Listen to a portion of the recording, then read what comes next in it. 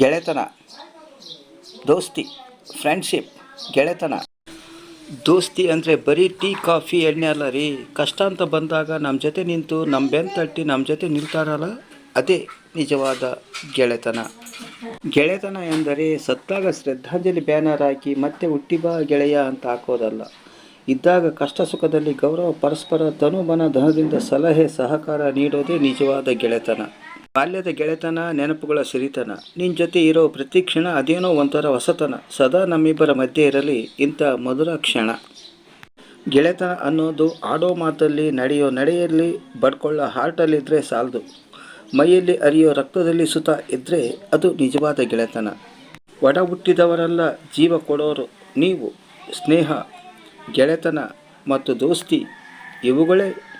ಧನ್ಯವಾದಗಳು. ಈ ವಿಡಿಯೋ ಇಷ್ಟವಾಗಿದ್ದರೆ ಒಂದು ಲೈಕ್ ಕೊಡಿ. ಹಾಗೆಯೇ ನಮ್ಮ ಚಾನಲನ್ನು ಸಬ್ಸ್ಕ್ರೈಬ್ ಮಾಡಲು ಮರೆಯದಿರಿ. ಮತ್ತೊಮ್ಮೆ ಭೇಟಿಯಾಗೋಣ ಮುಂದಿನ ವಿಡಿಯೋದೊಂದಿಗೆ.